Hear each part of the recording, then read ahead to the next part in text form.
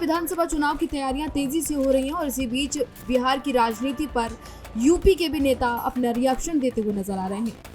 बिहार की राजनीति को लेकर समाजवादी पार्टी के वरिष्ठ नेता अवधेश प्रसाद ने अपना बयान दिया है, जिसमें उन्होंने बिहार के चुनाव को लेकर काफी कुछ कहा है। बिहार विधानसभा चुनाव पर बोलते हुए उन्होंने कहा, मुझे उम्मीद है कि चुनाव आयोग संविधान में लोगों को दिए गए मताधिकार का सख्ती से पालन कराएगा। संविधान की रक्षा होगी, लोकतंत्र की रक्षा होगी और मुझे उम्मीद है कि चुनाव आयोग स्वतंत्र और निष्पक्ष चुनाव कराएगा। मुझे उम्मीद है कि सत्ता परिवर्तन की शुरुआत मतदाता करेंगे। ये तो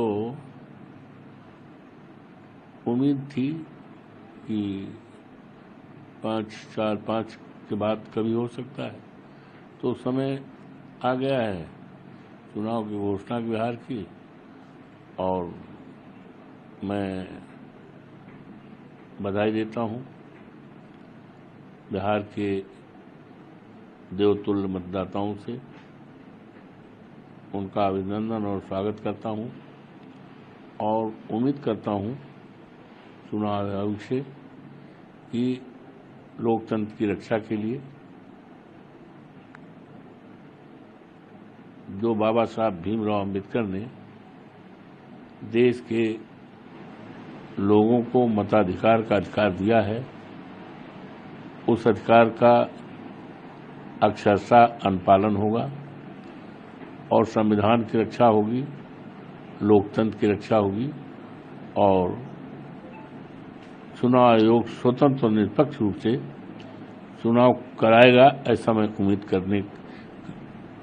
करने के साथ ही साथ बिहार के देवतुल्य मतदाताओं का अभिनंदन करता हूं, स्वागत करता हूं, बधाई करता हूं कि उनको एक मौका मिला है लोकतंत्र की जड़ों को मजबूत करने का। और जो बदहाली है प्रदेश और देश में, बदहाली है, परेशानी है, बहुत बड़े पैमाने पर बेरोजगारी है, किसान तबाह बर्बाद है, अराजकता है, कानून व्यवस्था ध्वस्त है, उसको ध्यान में रखते हुए सत्ता परिवर्तन की शुरुआत देवतुल्य मतदाता करेंगे, ऐसा मैं उम्मीद के साथ अपनी शुभकामना देता हूं। बिहार में विधानसभा चुनाव की तैयारियां तेजी पकड़ चुकी हैं। सभी राजनीतिक दल अपनी अपनी रणनीतियों को अंतिम रूप देने और सीटों के बंटवारे के समीकरण को साधने में जुटे हैं। इसी बीच भारतीय निर्वाचन आयोग ने SIR के ताजा आंकड़े जारी किए हैं, जिनसे राज्य के मतदाताओं की नई तस्वीर सामने आई है। आंकड़ों के अनुसार और आयोग ने जो जानकारी शेयर की है उनकी अगर बात की जाए तो उनके अनुसार बिहार में अब कुल 7.42 करोड़ पंजीकृत मतदाता हैं। गौरतलब है कि विधानसभा चुनाव से कुछ महीने पहले ही आयोग ने SIR प्रक्रिया शुरू की थी। इसको लेकर विपक्षी दलों ने आयोग की मंशा पर कई सवाल खड़े किए थे, खूब इसका विरोध भी हुआ था। विपक्ष का आरोप था कि पुनरीक्षण की टाइमिंग राजनीतिक रूप से प्रेरित हो सकती है।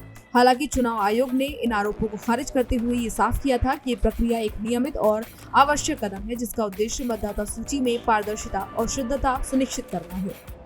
तो इस जानकारी में फिलहाल इतना ही। इसी तरह की तमाम और जानकारी के लिए देखते रहिए भारत एक्सप्रेस यूपी।